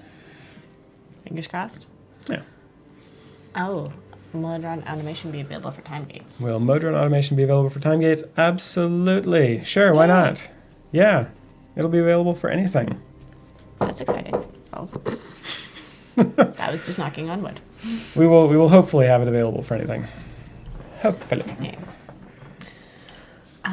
Giant dwarf. Will we get new blessings to help give Dragon Bait a boost, like the Azkar and Dritz blessings? No plans in the immediate future for a Dragon Bait boost blessing, but definitely we'll probably get some more blessings into the game in the new year as well. That's one of the things, I guess, wasn't on my list of additional things we'll be putting in, but we will. Cool. Oh, we have more questions about our merch. Oh, yes. Merch store with coloring book when? Great question. Our green paradox. Yes. Yeah, the merch is a tough thing for us. It's not really something we're really allowed to do with our contract with Wizards. So that's really the big reason why we don't do any sort of merch stuff. But if you come to the PAXs, we can do that. We handle the coloring stuff then, the dice then. I don't know if we do T-shirts at PAXs. No, I don't think we do. But yeah, there's a bunch of stuff you can get by coming to our events. There's also a bunch of stuff you can get just by rolling on stuff in here, like these beautiful dice. No sixes. I rolled like 12 dice, 12 d6s, and I got no sixes. So it's a thing in the office. We have 66 on the coffee table, And every morning at stand up, I think up to 3 people roll them. And if someone rolls all 6s, we get donuts. Yeah. It doesn't happen very often, but Alexis is the best at it. I think she's gotten us donuts 3 times. I think the closest I have gotten 5 6s one time, but I'm not very good at rolling dice. You don't want me in your D&D game unless I'm the DM. Why is that? Because you're not very good at rolling. Because I'm very bad at rolling. Okay. And I hear it's a small part of D&D. Small part? Okay. Today, Chairman Pow asks, will CNE introduce a Joe Manganello annual pack for our death metal needs? The niche is real. No. But we released Krull. Krampus Krull. He's pretty metal. The most metal festive Krull you could imagine. If you sign up for our newsletter before the time that we send out the code for Krampus Krull, you'll get a Krampus Krull. So that's pretty metal. Please sign up by Christmas Eve. Yes. And you can sign up in-game. Yes. And just go to the main menu and hit the newsletter button and sign up in there. When was it coming out? Sorry. We will be sending them out on Christmas Eve our time, so make sure you're signed up by Christmas Eve. Yeah. So sign up right now. do it now. And if you're watching this on a VOD, go there. Sign up right now, as long as it's not later than Christmas Eve. Yeah. Do it. Twofold Gambit asks, is there any plan to include more tiers for blessings? Yes, there is. Absolutely. We will add more blessings at some point in the future for all the tiers, all of the permanent deities. Cool. Yeah. Overleveled gear. So Giant Dwarf is asking if we have any plans to solve a bit of a solution around that when you suddenly have a shiny in your slot 6, and then now there's 100 plus item levels that don't do anything. Yep. Do we have a solution? Yeah, I feel you on that one. We do have a solution planned. It's just a matter of double checking to make sure it's the right solution and then implementing it. Because we want to it's really something we can only fix once, especially the overleveled stuff that's already been overleveled. So we want to make sure we do the right thing there and that we don't do something that we will regret later. So yes, we do have a plan for that. It's just a matter of when. Soul River asks, any news about the missing patron variant, the one with Jarlaxle? So that is a patron variant, or that's a variant in the actual in the game where Jarlaxle is in your formation along with some of his buddies. And when we got around to doing the patron variants for that, we set it as available for both patrons. And then later on we realized, oh wait, one of these patrons actually doesn't allow you to use Jarlaxle. So the variant doesn't really make a lot of sense for this patron, so we removed him. Some people had already completed it at that time, and so there have been players asking about adding it back in. And we are still debating that internally, sort of what we want to do for patron variants in that situation when the variant itself kind of locks out part of the core mechanic of or the patron locks out part of the core mechanic of the variant. So we're still debating it internally. So no real news on it, but we are aware of it, and it's something we're thinking about and talking about. Awesome. Yeah. Oh. Mattias 999 would like to know if we could have some more formation slots. Sure. When can we have more formation? Oh, when? Oh. If Adam's still listening, if you could just get the UI on that done. The players are waiting. Come on, Adam. We are working on that. That is, we actually have, much like the time gate system, players are like, hey, give us 1 or 2 more slots. And we're like, what if we did something more? So we're working on the something more, and that is coming soonish. Hopefully actually early in January as well. It's actually something I forgot. It was mentioned to me after we published the dev blog that, hey, shouldn't you have talked about this in the dev blog too? And I was like, yeah, maybe. But yes, there is a solution for people running out of formation slots, and that is coming up soonish. All right. Yeah. But yes. Well, that'll be something for the next devlog. Well, hopefully it'll come up before the next devlog. Okay. So we don't have our frequency on the devlog. Okay. Yeah. No, we can just. That's a good idea. Okay. Margaret has suggested that we just hold off on releasing that feature. No. Until sometime in the summer. So. No. Yeah. You're welcome, everyone. No. Good job, Margaret.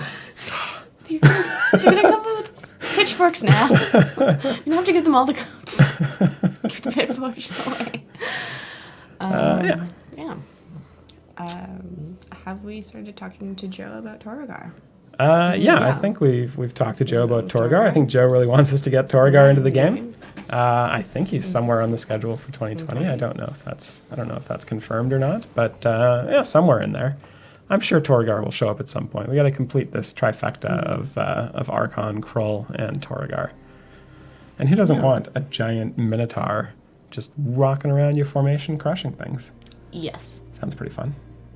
Yes. Next question.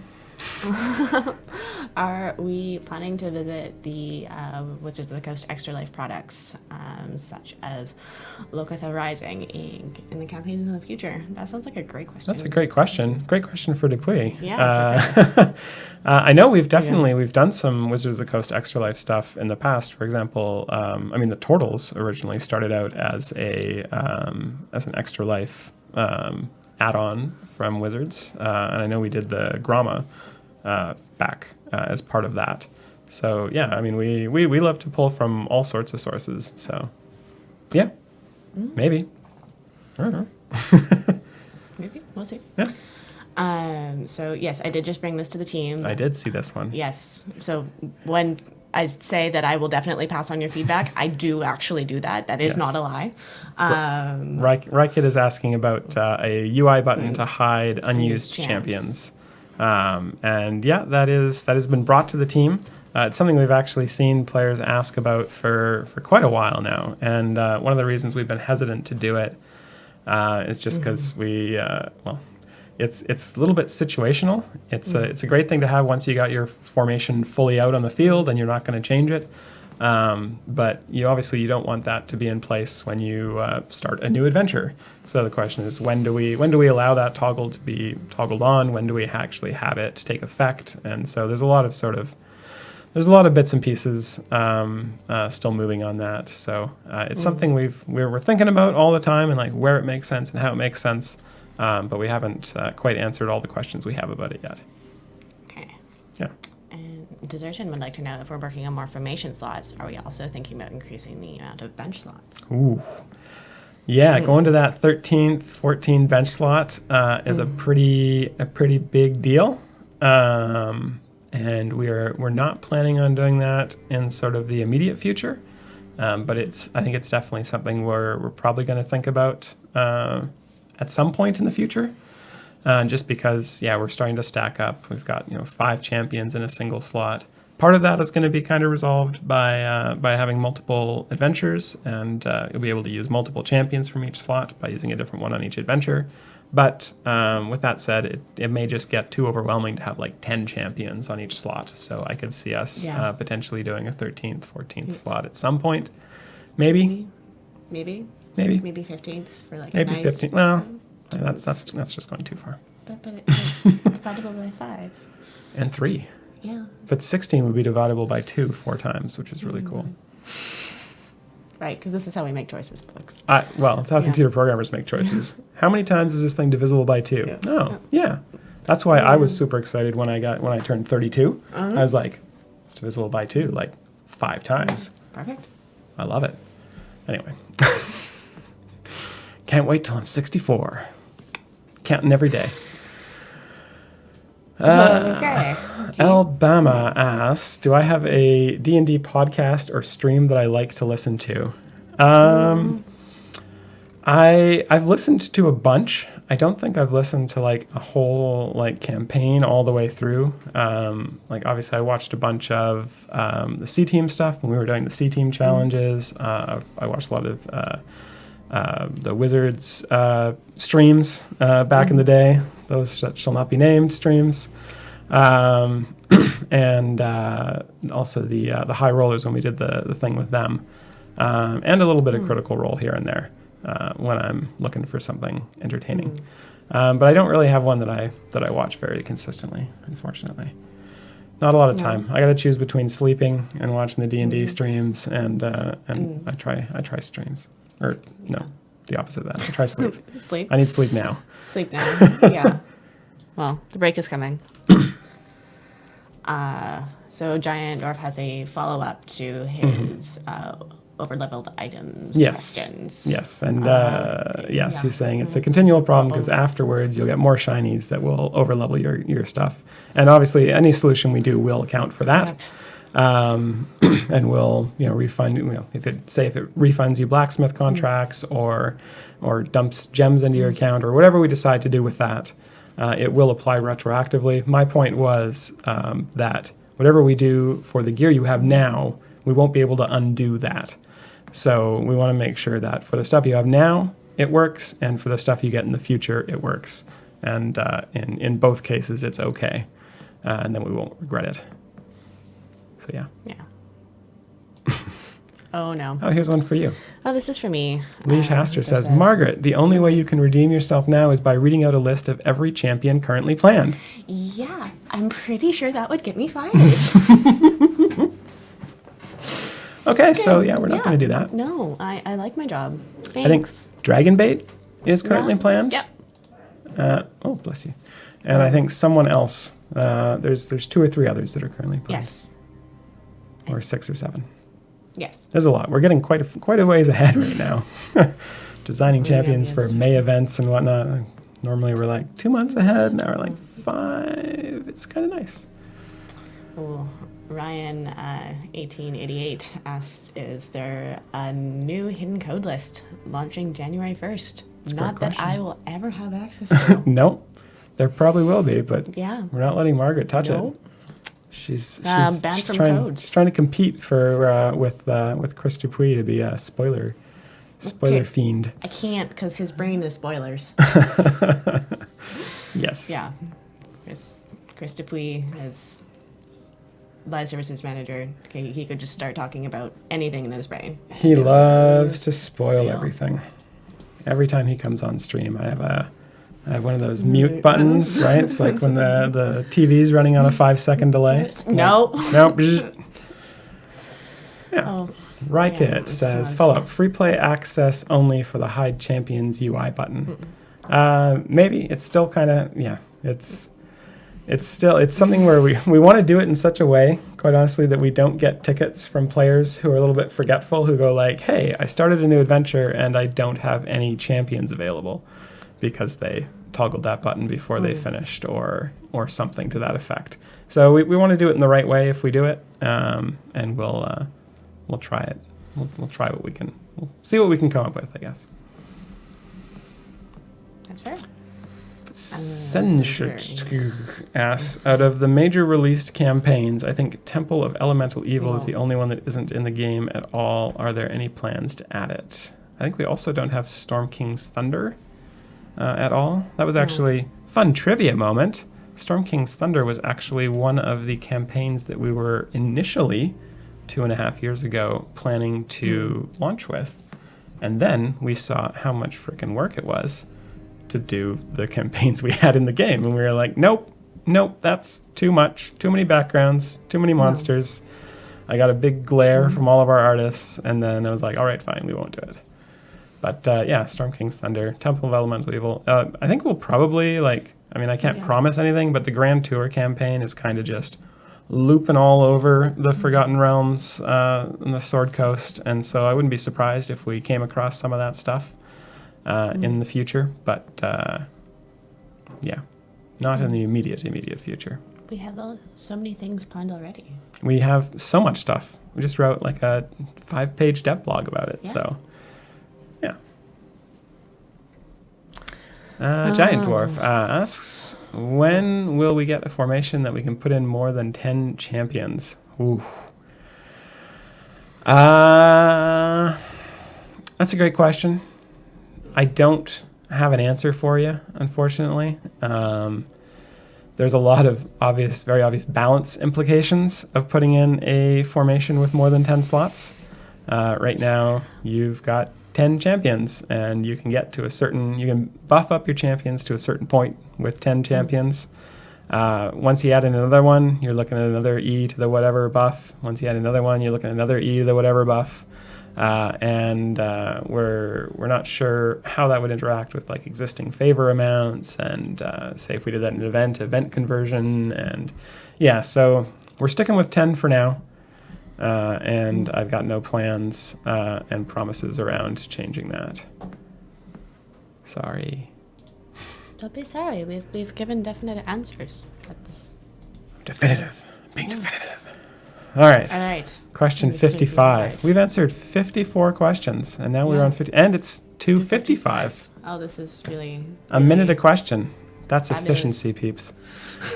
Has Celeste's +1 con feat been confirmed in the future?